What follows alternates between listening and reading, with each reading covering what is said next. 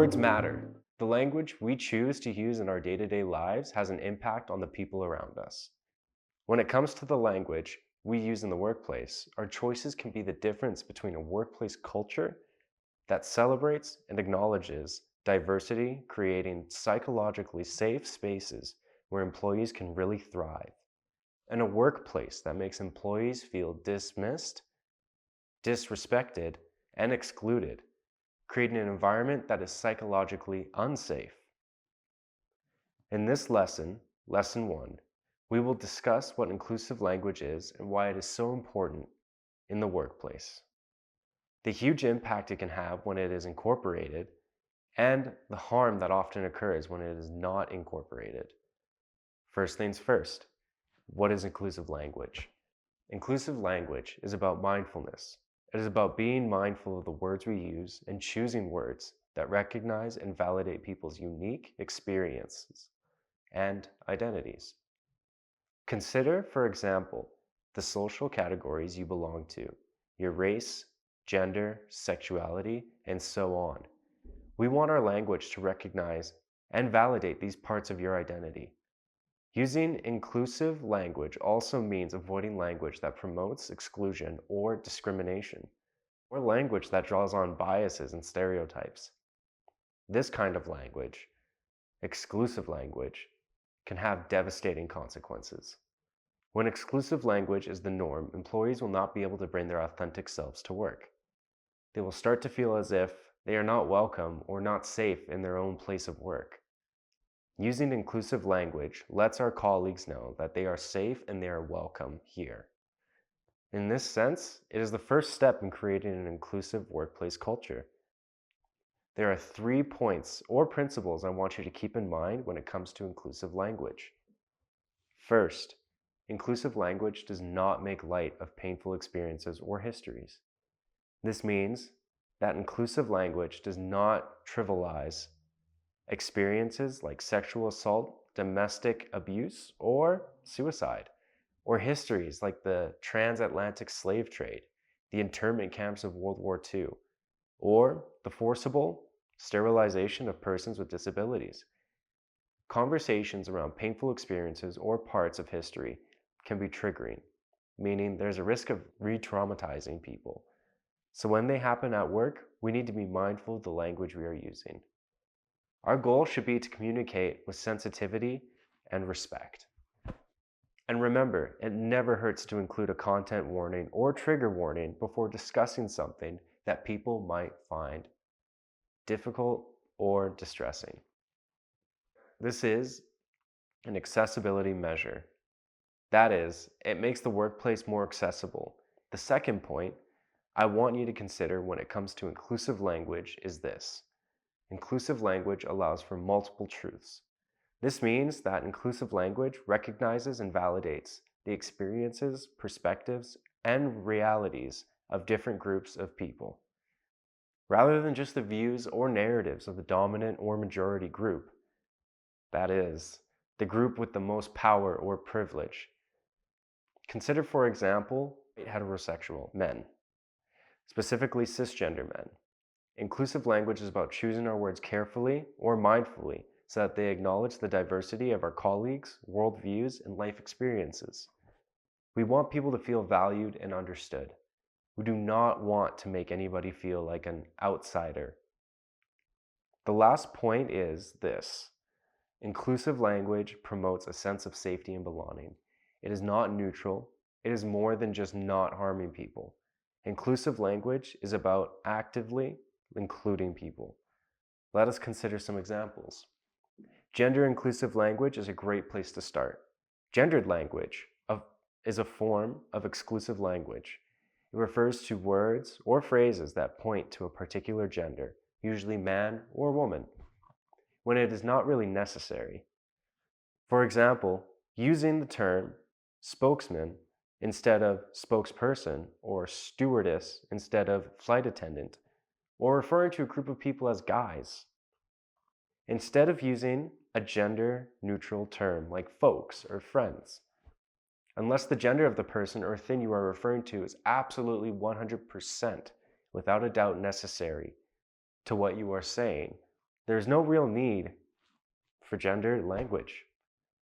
Gendered language reinforces sexist or misogynistic stereotypes about what is quote unquote feminine and quote unquote masculine.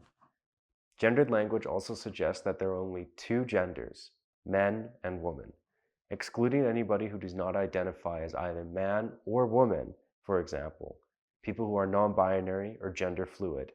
And apart from using the correct pronouns, for example, using they, them pronouns in reference to your non binary colleague who specifically asked that you use they, them pronouns. There are a few instances where gendered language is absolutely without a doubt necessary. As a side note, if you would like to learn more about using the correct pronouns, I encourage you to return to Module 2, specifically Lesson 14. Before we move on though, here are some best practices regarding gender-inclusive language in the workplace. First, check to see if any of the job titles at your organization end with man. If they do, change them so that they are gender neutral. For example, salesman would become salesperson, sales representative, or sales associate. This is an important thing to consider when it comes to writing job postings, which we will talk about in Module 5. Second, start introducing yourself with your pronouns. Hi, I'm Sascha. I use he, him pronouns.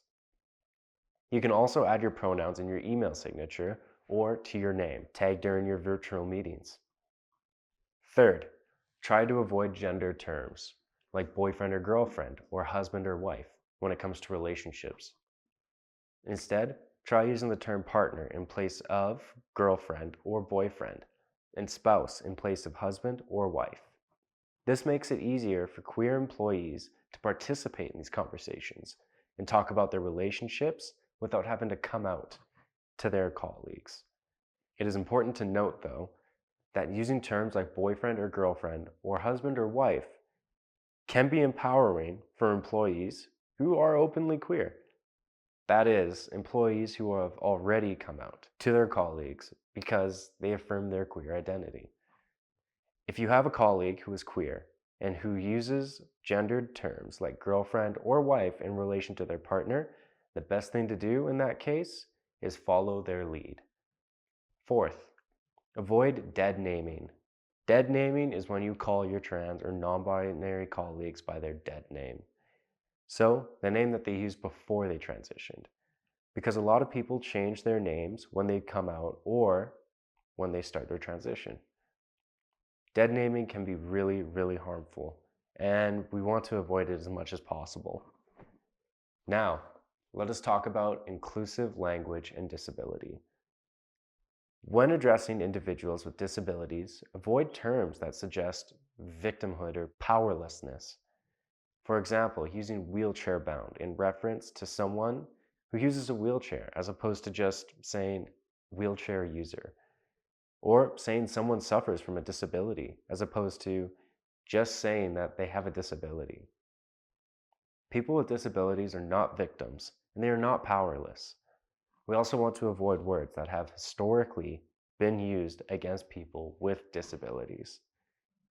So, words that have been used to quote unquote justify the exclusion or isolation of people with disabilities, or even violence against people with disabilities.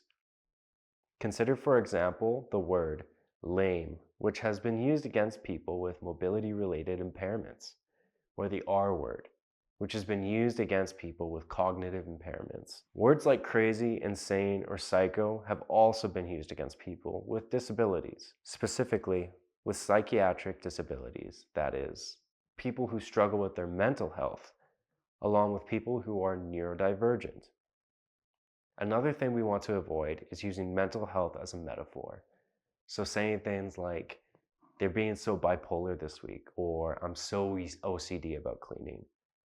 Terms like bipolar and OCD, which stands for obsessive compulsive disorder, describe very real mental health conditions with very real effects.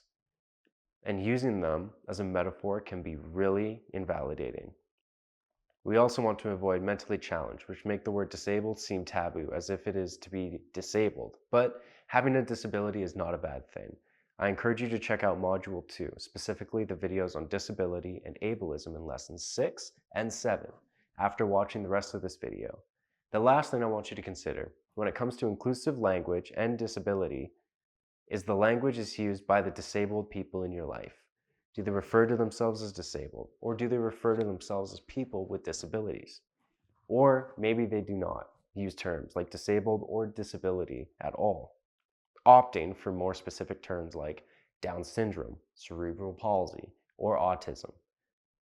The best course of action is to use the language that someone uses in reference to themselves. So, if they refer to themselves as autistic, you should refer to them as autistic too. If you would like to learn more, I encourage you to check out the other video in this lesson, which is about a person first and identity first language. Now, let us discuss inclusive language in relation to Indigenous peoples. Respecting Indigenous cultures and identities in the workplace means recognizing the diversity among Indigenous peoples here in Canada. Indigenous peoples are not a monolith. It is important to avoid generalizing Indigenous identities and experiences as though they are all the same. The land that we call Canada is home to dozens and dozens of individual nations, First Nations, and to the Inuit and Métis nations. Each nation has its own distinct culture and its own distinct history.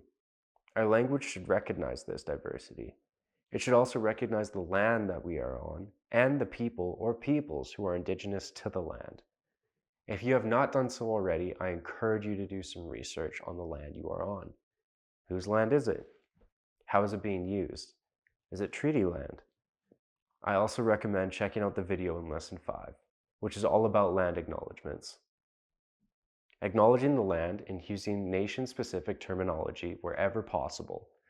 For example, referring to the Kainai Nation by name, as opposed to just referring to them as an Indigenous community, are important steps when it comes to inclusive language and building an inclusive workplace culture, specifically a culture that is inclusive of Indigenous persons. The last thing I want you to be aware of, though, is cultural appropriation.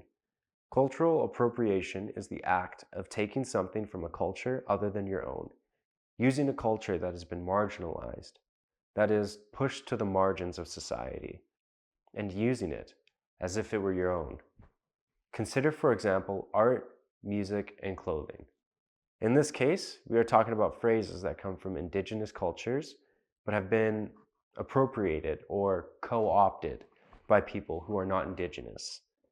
Consider, for example, the word powwow, which is often used in place of the word meeting or expressions, like low on the totem pole or thanks, chief.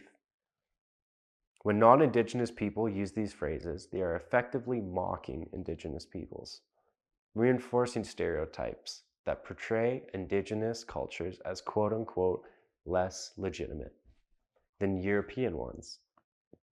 They are also reinforcing the idea that it is okay to simply take from Indigenous cultures, an idea that dates back to the arrival of European settlers.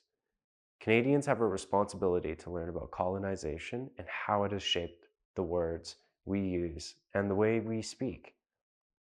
So after watching this video, I encourage you to do a quick Google search. What are some other terms or phrases that have been appropriated from Indigenous cultures? Which ones are you guilty of using? What are some alternatives that you can use going forward? Now, let us talk a little bit about inclusive language and racialized newcomers.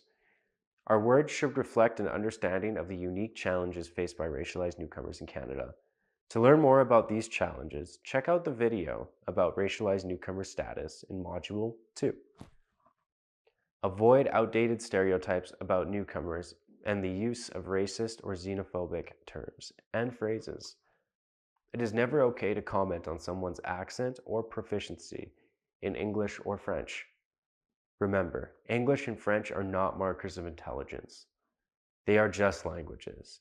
If you grew up in a place where most people do not speak English, then move to a place where most people only speak English, which is the case in much of Canada.